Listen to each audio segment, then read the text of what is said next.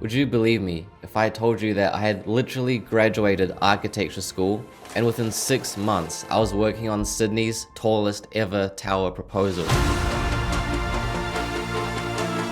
I'm going to tell you exactly how I got here and why 90% of university is absolute BS. So I started out in spatial design, and that's pretty much architecture with everything technical removed and is mixed with fine arts. And back then I was an absolutely lost soul. I had such poor health, poor mental health. When I was talking to the tutors, I couldn't even really listen to what they were saying because I was just so in my head thinking about other things. And then I'd made the switch to architecture in my second year, so I went straight from spatial design in first year, straight into architecture. And that was an absolutely terrible time for me. I literally had some pretentious architect's wife. In my first crit session, she stood me up in front of everyone and said, "Why are you even studying architecture? You clearly are not as good as everyone else and you have no idea what you're doing. Why are you even here?" However, back then I did meet one of my good friends now. His name is Sam, and I'd highly recommend this for you if you're in university. The absolute value of having a really good friend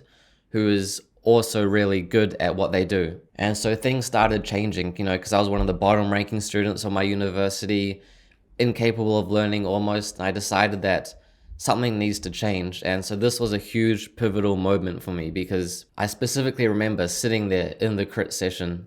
Crit session is when you present your work and everyone watches and you've got a panel of judges.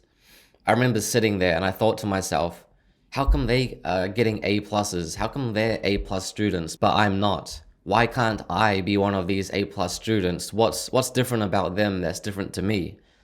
And so I kind of stood back and questioned that and said, how can I get to there? And it started off by looking at and observing my friend Sam, because he wasn't very, very good. He was just like getting A's, or in Australia they call it high distinction, on all of these papers. And then so I said, okay, for my next paper, my next design project that I'm gonna do, I'm gonna just absolutely approach this from every single angle that I can and just take everything to the extreme. While everyone else is looking at, you get a design project, you get a brief, you look at the site and you're just constrained to the site and you make a building on there or whatever. But I decided I'm gonna look at the whole entire city. I'm gonna dive into every aspect of this that I can. I no longer care about the guidelines and requirements set out by the tutors or whatever. I'm just gonna absolutely break this whole design project down in almost every way that I can. I looked at Sam's work style and I started copying the way he was doing the work. I started looking at, he talks a lot about narratives and journeys, and when you're presenting your work to the tutors, you make it into a narrative, like a story to get the judges invested into what you're doing. And so I stuck with the theme of taking everything to the extreme. And then when I presented that project, I even came in like a suit with a suit pants on and everything, and I went all out on that project. And so I ended up getting an A grade for that paper, which was absolutely mental for me at the time because it's the first time I ever achieved something like that. And so I said, all right, well, that worked for that. In my next paper, I'm going to do the exact same thing, but I'm going to choose something that I'm a little bit passionate about and something that I'm invested in, and just go even harder on the next one. And then so I did that again on some virtual reality paper, because I was very into like the cyberpunk stuff at that time. So I decided to go with a virtual reality paper and then make it into that. So again, I just went all out, tried to redefine what I was doing, and then that worked for that. Now, in my final 2 years of university, that's where everything changes, especially after knowing this information that I can take a step back, analyze what's going on and decide how am I going to approach this. That's something I highly recommend that you should get onto, is just learning how to take a step back,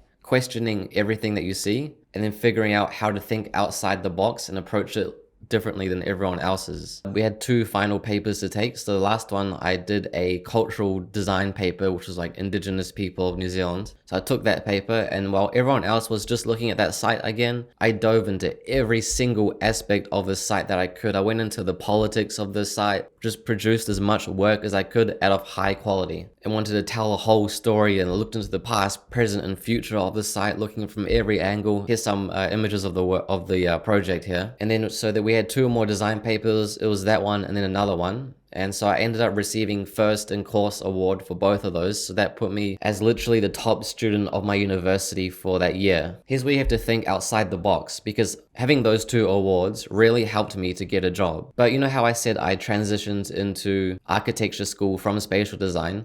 The year of students that I transferred into were really, really good. You had some insane people that like would do all-nighters night after night, and there's absolutely, they were in competition as well.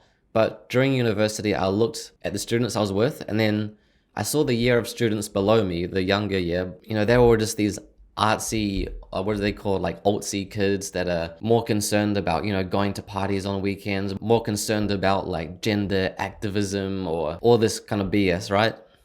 And so I decided I'm going to take a gap year, and in my gap year, I can save money for when I move overseas, and I'll be put into this year that has slightly lower IQ than the year I was in, I'll be honest. And that makes the competition much easier. I wouldn't have got these awards if I had stayed in that year I was in. And so this made it much easier to get the Topper Paper awards. I probably sound like a dick, but the game's the game and you have to play it. And this exact type of thinking is what you must have if you want to succeed. So look at it in your life. Are there situations where you can just take a step back and just look, how can I think outside the box? Awards and these things you can put on your resume are really important. They make you stand out from other students. So find out, is there something I can join? Is there something I can go where the competition's not as hard, so that you can work smarter and get these awards and put it onto your resume so you can get a better job? Then another example of this, the final one, was the final year of university for me. In our university, they make you do a thesis for your whole year. They say it's to help your self-directed learning, but in reality, it's just because universities are cheap and they want to save money. So they say,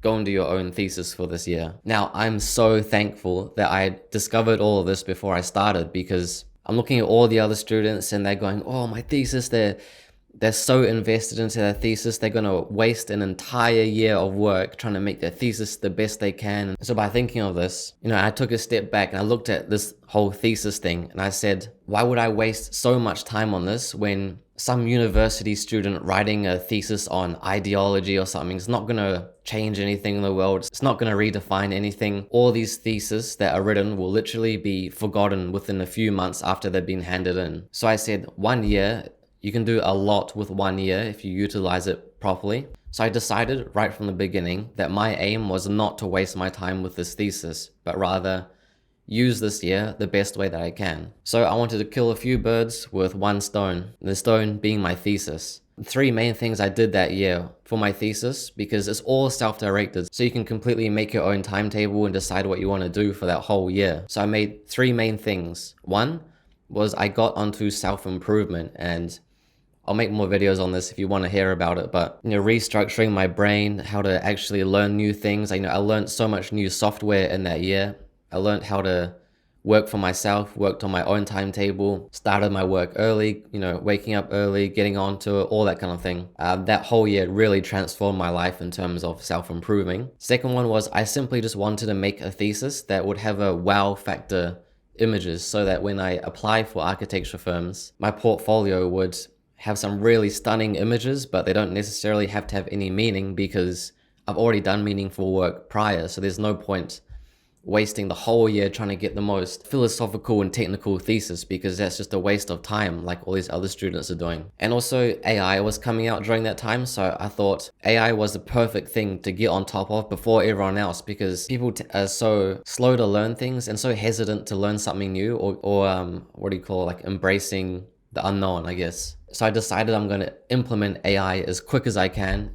And those are the 3 main things I did for that year. Also, I briefly knew Esther, the owner of Pre-Workshop at that time, and I wanted to get more into the fashion industry a little bit. So I ended up changing the theme of my thesis to kind of match that style, and use my thesis work as an excuse to learn things like Unreal Engine and start making content that was related to that. I was already in that mindset of just trying to utilize the thesis the best it would for me, not for the university, not for the tutors. I honestly don't even remember what my grade was from the thesis, because I literally got a job before I'd even handed it in.